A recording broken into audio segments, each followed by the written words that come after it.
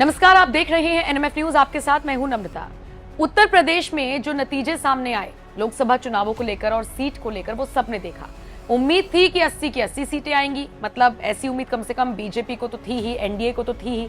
लेकिन नतीजा क्या रहा? 33 सीटों पर सिमट कर रह गई बीजेपी और कुल मिलाकर 40 सीटें बीजेपी ने अपने नाम कर ली, जो कि लगभग आधा है।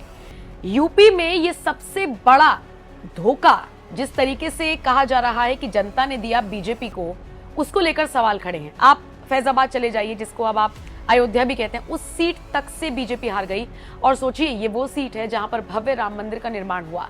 और ऐसे में सिर्फ ये कह देना कि एक तरफा मुसलमानों ने बीजेपी के लिए वोट नहीं किया, गलत होगा, क्योंकि अयोध्या से कुछ ऐसी तस्वीरें सामने आई जिसने ये सोचने पर मजबूर किया कि जिस तरीके से घर तोड़े गए, बुलडोजर चला और मुआवजा नहीं मिला, तो लोग नाराज तो थे ही। और सिर्फ अकेली फैजाबाद सीट ही नहीं, बहुत सारी सीटें ऐसी हैं जिनसे उम्मीदें थी, जैसे कि मुजफ्फरनगर सीट आप ले लीजिए, कैराना से भी उम्मीद थी, लेकिन वो उम्मीद खरी नहीं हो पाई। इन सब के बीच अब यूपी में हार कह लीजिए या कम सीटें कह लीजिए, इसको लेकर मंथन चल रहा है। अलग अलग नेता अलग अलग राय रख रही हैं, लेकिन इन सब के बीच योगी सरकार में कैबिनेट मंत्री आशीष पटेल ने एक बड़ा खुलासा किया है। उन्होंने भीतरघात को लेकर बात की है और इसी के साथ वो इस भीतरघात पर भड़के हैं। उन्होंने कहा अपनों ने धोखा दे दिया और इसके बाद उन्होंने जांच की भी मांग उठा दी। लोकसभा चुनाव के नतीजों पर अपना दल सोनेलाल के नेता और प्रदेश सरकार के कैबिनेट मंत्री आशीष पटेल ने चुनाव के दौरान हुए भीतरघात को लेकर अपनी राय रखी, अपनी भड़ास निकाली। उन्होंने कहा अपनों ने धोखा दिया है, जिसे जहां मौका मिला उसने भीतरघात करने में कोई कमी नहीं छोड़ी। इसकी समीक्षा हो रही है। गठबंधन के घटक दलों ने भी भीतरघात किया, ये कहना है आशीष पटेल का। इसी के साथ उन्होंने कहा कि अपना दल सोनेलाल में जिन लोगों ने ऐसा किया होगा उनके खिलाफ नोटिस जारी हो रही हैं। उनका इशारा सीधे सीधे रॉबर्ट्सगंज से पार्टी के पूर्व सांसद पकौड़ी लाल कोल को नोटिस दिए जाने से था, लेकिन ओवरऑल भी वो बात करते हुए नजर आए।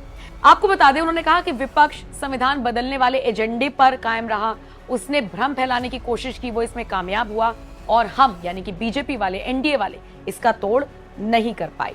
इसके अलावा अयोध्या के पूर्व सांसद लल्लू सिंह के बयान को लेकर उन्होंने कहा कि इसका नुकसान हुआ।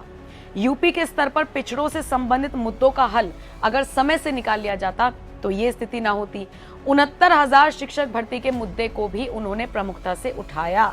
इसके अलावा मिर्जापुर के विभीषणों की जानकारी भाजपा नेतृत्व को देंगे, ये बात भी आशीष पटेल कहते हुए नजर आए। निश्चित तौर पर ये जो कम सीटें आई हैं यूपी में, या ओवरऑल अगर आप एक आंकड़ा देखेंगे 240 का, इसकी उम्मीद नहीं थी, इससे ज्यादा की उम्मीद थी और बहुत अच्छे प्रदर्शन की उम्मीद थी। कुछ लोग तो ये कह रहे हैं कि हम तो इसी मुगालते में रह गए कि बीजेपी तो 400 पार ले ही आएगी, हमें क्या जरूरत है।